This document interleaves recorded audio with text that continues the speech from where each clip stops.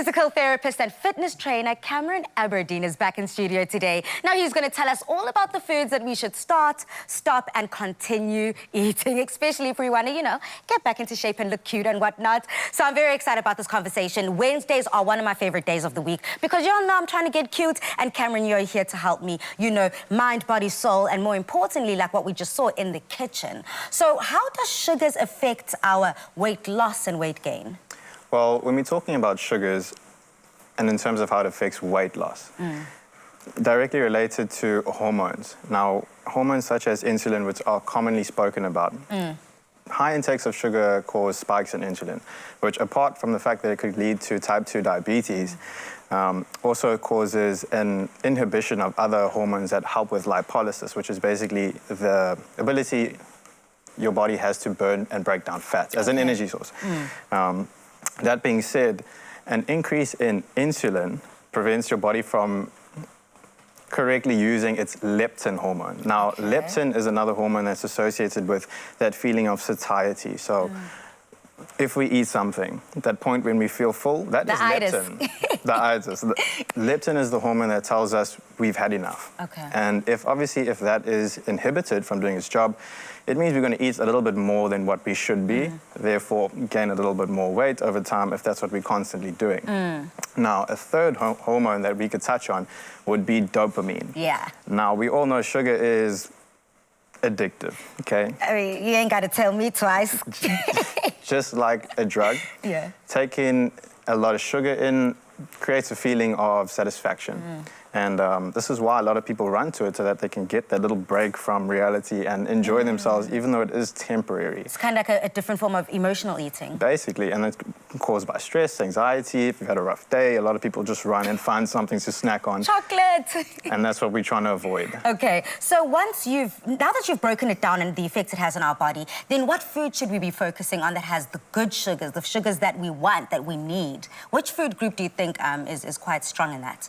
Well, if we're talking sugars, we're talking carbohydrates. And I think a good point to touch on would be fruits. So a lot of people assume that, fruits have a lot of sugars, or fruits are healthy, we can have as much as we want. There are certain fruits that we want to avoid if we are trying to lose weight, because in terms of the glycemic index, some fruits have a higher GI, some fruits have a low GI. High GI fruits, as an example, would be watermelon, kiwis, mangoes, things like that. Very tasty. Obviously, we love watermelon on a nice hot day. Love that, yeah. A little bit higher in sugar. Things like your... grapes. Grapes as well, correct. A lot of grape juice as well, high in sugar. Your low GI fruits, something that you would want to lean towards if you are trying to lose weight, would be your citrus fruits, such as grapefruit. Very, very good, full of vitamins, obviously a lot of vitamin C. Berries, high in antioxidants, such as blueberries, strawberries, etc. And then lastly, I would suggest bananas, because contrary to popular belief, bananas are actually considered low GI. They kind of fit in the middle. So I've got a love-hate relationship with bananas, and I don't know what to believe. A lot of people say you can't have bananas after a certain time of the day. Sometimes people say that bananas are high in potassium, so it's good when you want to exercise. And so how do we properly enjoy bananas? And are there do's and don'ts?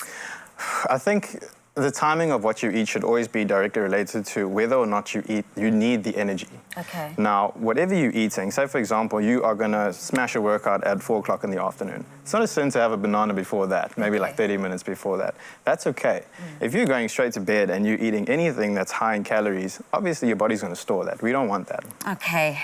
With that said and done, I mean, I definitely feel like they say your diet is 80% of your weight loss journey and getting healthy and fit and whatever, but you also actually need to put in the work and do the work, as we're about to. And you have, 2 weeks ago, we started this journey with you, Fitness, New Year, New Me, and here's the second installation. And I just kind of want to go through a beginner, intermediate, and of course, difficult workout that our viewers can try at home to help get into shape.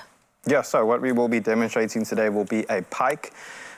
Very commonly used exercise, similar to a plank, but with a few variations for beginner, intermediate, and advanced. I'm ready for it. Okay, so we've got our mats down. Starting off, we're going to get into a basic plank position. Now, this would be a beginner phase of this exercise. So, coming down, try not to arch the back, flat back, and lifting the hips up towards the ceiling, and drop back down. Now again, I like to do repetitions as opposed to just a static hold, making these exercises dynamic. Love that. Taking it up to a secondary position for someone who is a little bit more intermediate. Okay. We can come up into a full push-up, and in that, lifting your bum up nice and high, heels towards the floor, gives your hamstrings and your calves a good stretch, all the way back down.